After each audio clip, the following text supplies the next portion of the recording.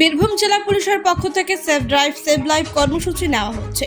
সর্বদা মানুষকে সচেতন করছে বীরভূম জেলা পুলিশ, কিন্তু পুলিশের নিয়মকে বুড়ো আঙুল দেখিয়ে এক শ্রেণীর বাইক চালক ও লরি চালকরা দ্রুত গতিতে গাড়ি চালাচ্ছেন, ফলে দুর্ঘটনা ঘটছে। তাই দুর্ঘটনা কমাতে এবার দ্রুত গতির গাড়ি ধরে নাকা চেকিং শুরু করলো বীরভূম জেলার দুবরাজপুর থানার পুলিশ।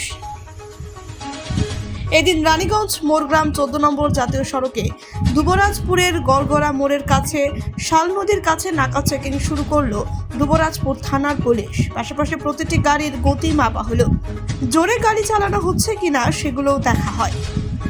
তাছাড়াও প্রতিটি লরি এবং 4 চাকার গাড়ি চালকরা সিট বেল্ট পরে গাড়ি চালাচ্ছেন কিনা সেটাও চেক করে পুলিশ। পাশাপাশি যে সকল বাইক চালক হেলমেট ছাড়া বাইক চালাচ্ছেন তাদের ফাইন করা হয়। অন্যদিকে বেশ কিছু বাইকের কাগজপত্র ঠিকঠাক আছে কিনা সেগুলো দেখে পুলিশ।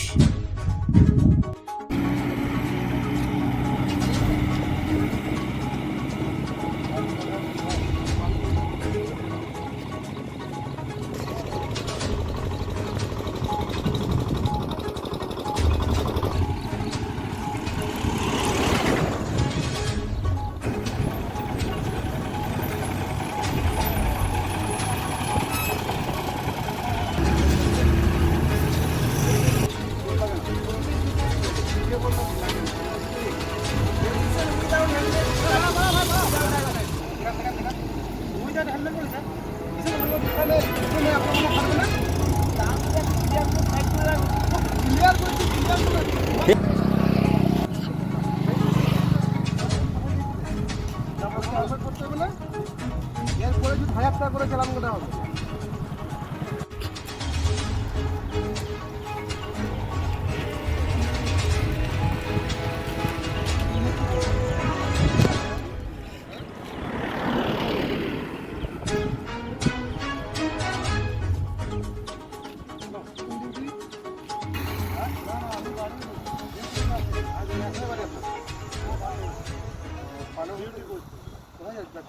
আমি যাবো একটু ড্রাইভের মধ্যে গাড়ি চালাচ্ছি, একটা হেলমেট করতে হবে না?